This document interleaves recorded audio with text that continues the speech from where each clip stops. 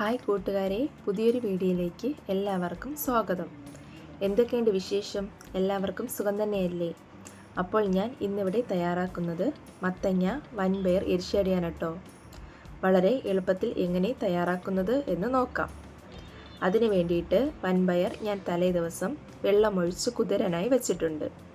നമുക്ക് ഒരു കഷ്ണം മത്തങ്ങ എടുക്കാം. നമുക്ക് മത്തങ്ങ തൊലിയൊക്കെ കളഞ്ഞ് ക്ലീൻ ചെയ്ത് ചെറുതായിട്ട് കട്ട് ചെയ്ത് എടുക്കാം. കുക്കർ അടുപ്പത്ത് വെച്ച് സോക്ക് ചെയ്ത് വച്ചിരിക്കുന്ന വൻപയർ കുക്കറിലേക്ക് ചേർത്ത് കൊടുക്കാം. ആവശ്യത്തിന് വെള്ളവും പാകത്തിന് ഉപ്പും കൂടി ചേർത്ത് കൊടുത്ത് കട്ട് ചെയ്ത് വച്ചിരിക്കുന്ന മത്തങ്ങ കഷ്ണങ്ങളും ചേർത്ത് കൊടുക്കാം. കൂടെ 4 പച്ചമുളകും കൂടി ചേർത്ത് കൊടുക്കാം. കുറച്ച് മഞ്ഞൾപ്പൊടി കൂടി ചേർത്ത് കൊടുക്കാം. കുക്കർ അടച്ചു വെച്ച് 3 വിസിൽ വരുന്നതുവരെ വെയിറ്റ് ചെയ്യാം. നമുക്കിനി എരിശ്ശേരിക്ക് വേണ്ടി അരപ്പ് തയ്യാറാക്കാം. ആവശ്യത്തിന് തേങ്ങ, കറിവേപ്പില, മുളക് പൊടി, കുഞ്ഞുള്ളി, വെളുത്തുള്ളി, ജീരകം, മഞ്ഞൾപ്പൊടി, ഇത്രയും സാധനങ്ങൾ നമുക്ക് അരച്ചെടുക്കാം. അപ്പോഴേക്കും വൻപയറും മത്തങ്ങയും നല്ലപോലെ വെന്ത് വന്നിട്ടുണ്ട്.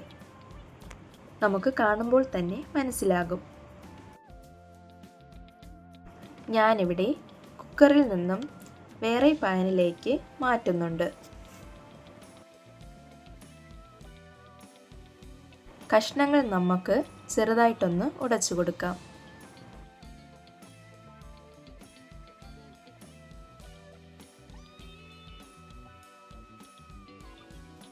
ഈ സമയം നമുക്ക് അരച്ചു വച്ചിരിക്കുന്ന അരപ്പ് ചേർത്ത് കൊടുക്കാം.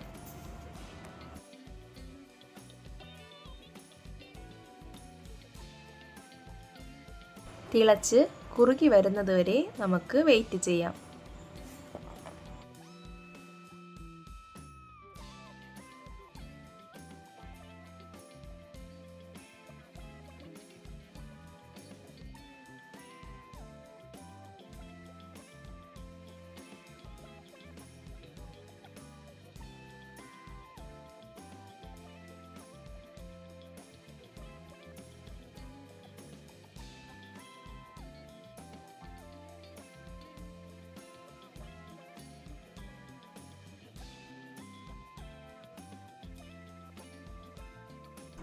അടച്ചു വെച്ച് നമുക്ക് കുറുകി വരുന്നതുവരെ വെയിറ്റ് ചെയ്യാം. ഈ സമയത്ത് ഉപ്പ് നോക്കിയിട്ട് ആവശ്യമെങ്കിൽ നമുക്ക് ചേർത്ത് കൊടുക്കാം.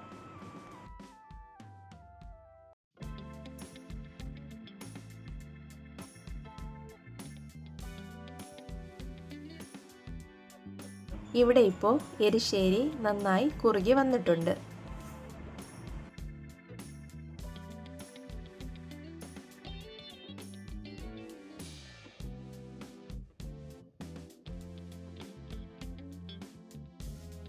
ഇനി നമുക്ക് കടുക് താളിക്കാം.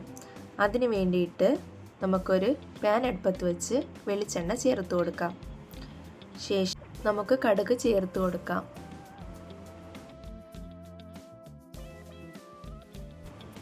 കടുക് പൊട്ടിയ ശേഷം നമുക്ക് കുഞ്ഞുള്ളി ചേർത്ത് കൊടുക്കാം. അതിനുശേഷം നമുക്ക് 1 സ്പൂൺ തേങ്ങയും കൂടെ ചേർത്ത് നല്ലതുപോലെ ഇളക്കി കൊടുക്കാം. ബ്രൗൺ നിറമാകുന്നതുവരെ ഇളക്കി കൊടുക്കാം. ആവശ്യത്തിന് കറിവേപ്പില കൂടി ചേർക്കാം.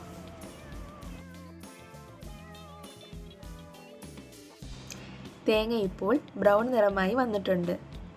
നമുക്ക് എരിശ്ശേരിയിലേക്ക് ചേർത്ത് കൊടുക്കാം.